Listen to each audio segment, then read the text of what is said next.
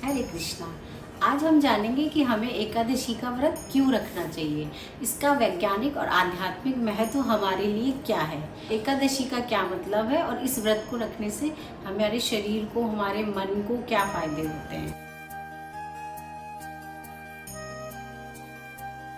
हमारी काल गणना में 2 पक्ष आते हैं 15-15 दिन के, जिनको शुक्ल पक्ष और कृष्ण पक्ष कहते हैं।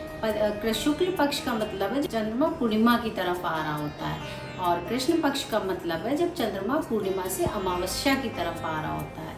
ये जो अमावस्या और पूर्णिमा के 4 दिन अमावस्या के पहले के और पूर्णिमा के 4 दिन पहले के दिन बहुत इम्पोर्टेंट होते हैं। जो 11वां दिन पड़ता है उसको हम एकादशी कहते हैं। एकादश मीन्स 11वां दिन। आपने देखा होगा कि पूर्णिमा के समय पर ही समुद्र में सबसे ज़्यादा ज्वार भाटा आते हैं। इसी समय पर हमारी मेंटल और इमोशनल हेल्थ पर भी बहुत असर पड़ता है और हमारी इमोशनल सिचुएशंस पर भी बहुत उतार चढ़ाव आते हैं। इसलिए इस समय पर व्रत करने से हमारे इमोशनल बैलेंस ठीक रहता है। अगर हम अपने शरीर के स्वाभाविक चक्रों पर ध्यान दें तो हर 40 से 48 दिन में एक ऐसा दिन आता है जिस दिन हमारे शरीर की क्लीनिंग प्रोसेस होता है। इस दिन को हम एकादशी कहते हैं। एकादशी के दिन हम भोजन नहीं करते क्योंकि इस दिन हमारा शरीर में क्लीनिंग प्रोसेस होता है जो डाइजेस्टिव सिस्टम और अपने सेल्स को ठीक करती है, और इस दिन भोजन ना करने से शरीर अपने तालमेल को ठीक कर पाता है। हमारी बॉडी भी एक चक्र की तरह है जो हमारे सन, मून, अर्थ और वाटर के ग्रहों के प्लैनेट से जुड़ी है। इनकी एनर्जीज भी हमारी बॉडी के लिए बहुत इम्पॉर्टेंट हैं। हमारे शरीर को ऊर्जा केवल भोजन से ही नहीं मिलती है। यौगिक विज्ञान में इसको कहते हैं कि हमारे शरीर को 60 से 70% ऊर्जा या एनर्जी सन, वाटर, एयर और अर्थ, इन प्लैनेट्स के एनर्जी से मिलनी चाहिए। बाकी 40% ऊर्जा फूड से मिलनी चाहिए, जिससे हमारा माइंड और बॉडी दोनों अलाइन रहते हैं। इस दिन हमें उपवास रखकर ज़रूरी साधनाएं करनी चाहिए और मेडिटेशन करना चाहिए, ईश्वर से जुड़ना चाहिए। इस दिन अगर आप उपवास नहीं कर पाते हैं तो आप केवल फ्रूट्स खाएं।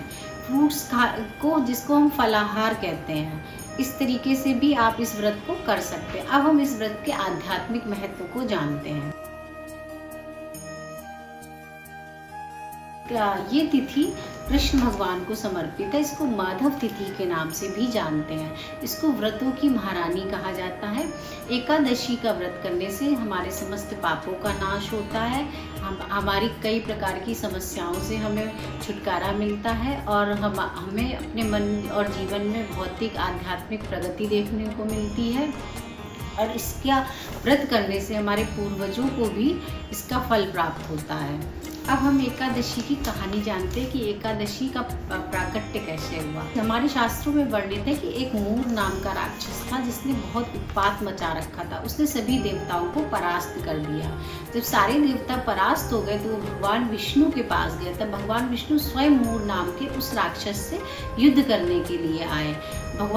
जब मूर ने देखा कि भगवान विष्णु से वो जीत नहीं पा रहा है और उनसे लड़ते लड़ते वो थकने लगा तो वो भागने लगा। भागकर उसने छुपकर अपने आप को जैसे तैसे बचाया। भगवान विष्णु भी उसके पीछे पीछे भागे, लेकिन जैसे तैसे उसने करके अपनी जान को बचाया। तब भगवान विष्णु बद्रिका आश्रम में विश्राम करने के लिए चले गए।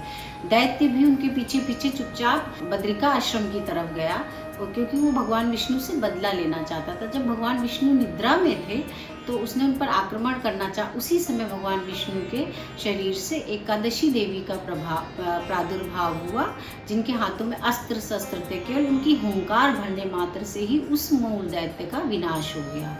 मूर दैत्य समाप्त हो गया। जब भगवान की नींद खुली तब भगवान एकादशी माता से पूछा, हे देवी आप कौन है? तब उन्होंने बताया, मैं आपके ही शरीर से उत्पन्न हुई शक्ति हूँ और मैंने इस राक्षस का विनाश किया है। तब भगवान विष्णु उन देवी से बहुत प्रसन्न हुए, क्योंकि 11वें दिन उनका प्रादुर्भाव हुआ था, इसलिए उनको एकादशी का नाम दिया और उनसे पूछा कि आप वरदान मांगिए, आप क्या चाहती, आप क्या वरदान चाहती? तो उन्होंने कहा कि मेरी तिथि के दिन मेरा तीर्थों में वास हो। मेरी तिथि के दिन जो कोई भी मनुष्य तीर्थों में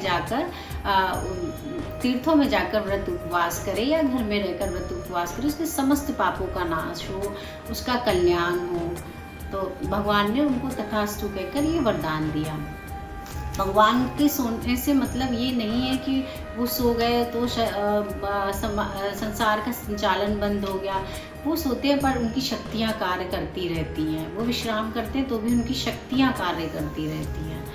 इससे एक कथा और संबंधित है। भगवान ने एकादशी के प्रादुर्भाव से पहले पाप पुरुष की भी रचना की थी, जिसका कार्य था कि पाप पुरुष का कार्य था कि सभी जो लोग पाप करते थे उनको यमराज के पास लेकर आना और यमराज उनको दंड देते थे। जब एकादशी का प्रादुर्भाव हुआ तो धरती पर पाप का नाश होने लगा। सारे जब पाप कहीं रह ही नहीं गया, सबके प्राणियों के पाप खत्म होने लगे, तब पाप पुरुष बड़ा दुखी होकर भगवान के पास गया और बोला, भगवान जब मेरे लिए धरती पर कोई कार्य ही शेष नहीं बचा तो आपने मेरी रचना क्यों की? तब भगवान ने कहा कि जी एकादशी के दिन तुम अन्न में हर प्रकार के अन्न में वास करो। जो इस दिन अन्न खाए उसके शरीर में तुम प्रवेश करो। इस प्रकार एकादशी के दिन हम इसीलिए अन्न नहीं खाते।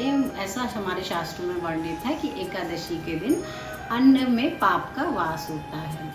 एकादशी का व्रत करने से हम अपनी भौतिक, आध्यात्मिक हर तरह से प्रगति कर सकते हैं। हरे कृष्ण।